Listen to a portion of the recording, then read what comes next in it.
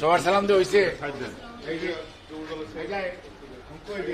কান্না হইল শিরিন, কান্না হইল আর্লি, কান্না হইল অ্যাডভোকেট। না তারা বলে যে আপনি কি বলি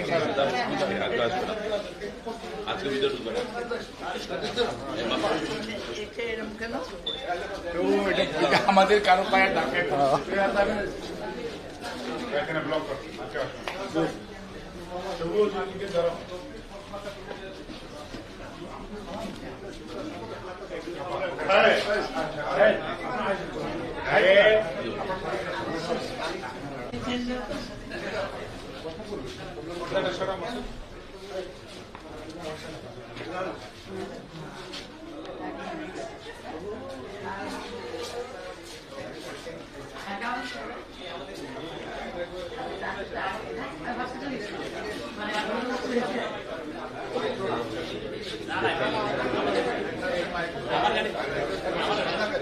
আমার সাথে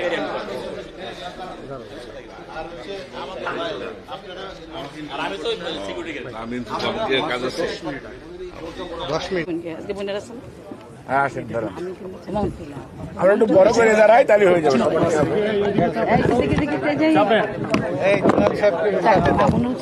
অসুবিধা নেই, এদিকে একটু জায়গা দাও না নুরু। বড় করলে কি হয় বলবো?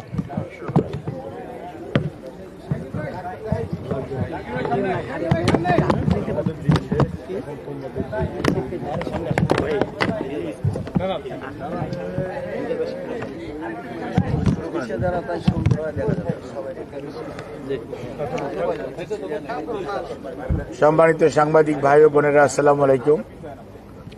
আপনারা দেখেছেন কিছুক্ষণ পূর্বে বাংলাদেশ জাতীয়তাবাদী দলের চেয়ারম্যান, 3 বারের সাবেক প্রধানমন্ত্রী দেশনেত্রী বেগম খালেদা জিয়া 2 দিন এবার কেয়ার হসপিটালে চিকিৎসাধীন থাকার পর পুনরায় আলহামদুলিল্লাহ চিকিৎসকদের প্রচেষ্টা, দেশবাসীর দোয়া এবং আল্লাহর শেষ মেহেরবানিতে এবং রহমতে উনি কিছুটা শারীরিকভাবে সুস্থ হয়ে চিকিৎসকদের পরামর্শক্রমে কিছুক্ষণ আগেই উনি ওনার বাসায় এসছেন এবং আপনারা ওনার সুস্থতার জন্য দেশবাসীর কাছে আপনাদের মাধ্যমে উনি দোয়া চেয়েছেন এবং যারা ওনার জন্য সুস্থতার জন্য দোয়া করেছেন এবং আপনাদের প্রতি উনি কৃতজ্ঞতা জানিয়েছেন।